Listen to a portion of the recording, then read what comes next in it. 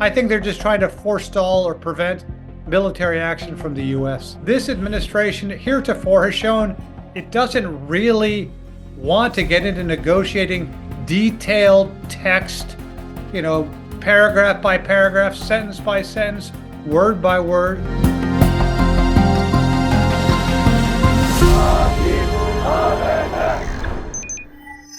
That's hard to envision, Rashad, because there's so many different issues seemingly at play. Iran is willing to negotiate to a certain extent about its nuclear program in terms of the levels of enrichment, much like the previous JCPOA. But as you mentioned, the Trump administration has a far more ambitious agenda to include not just no indigenous enrichment for Iran shipping out the highly enriched uranium it has, and perhaps even the low enriched uranium, and also significant restrictions on its missile program and on support for its proxies in the region. And these are all red lines that Iran has said it is not willing to discuss. So unless there's a movement from both sides, I think the best we can get out of the upcoming meeting, if there is one, is a general statement to continue to negotiate, perhaps.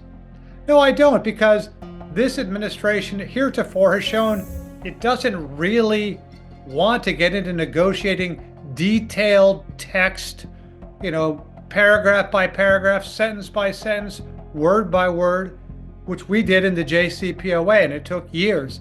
I think this administration would rather negotiate, in essence, a detailed soundbite or talking point, and then sort of try to backfill after the fact. It seems to be having significant input. Again, this administration's messaging about what it wants to negotiate about has changed. At one point, it was the nuclear program. Then it was the more extensive agenda I just talked about.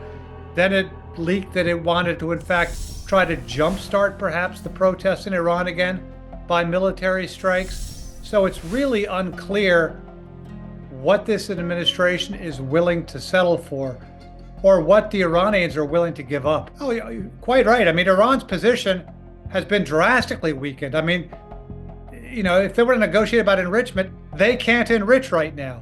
The machinery is not there. Their proxy network, as you point out, has been eviscerated.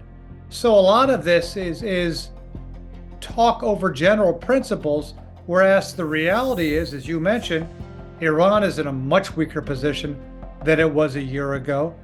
And also, it could be too weak to negotiate, because it feels if it grants these maximalist U.S. red lines, that will just invite further pressure, not just from the United States, but also from Israel. And Iran knows full well that Israel will not be happy, will not settle for anything less than this regime going away. I don't think so, Rashad, because I think Iran knows full well that the U.S. will not remove these sanctions. Or to be more precise, Iran assumes that the actions it would have to take to get these sanctions removed by the U.S. are so extensive as to equate this regime just going away. So I don't necessarily think their goal in negotiations is to get sanctions removed, which they think is wildly improbable.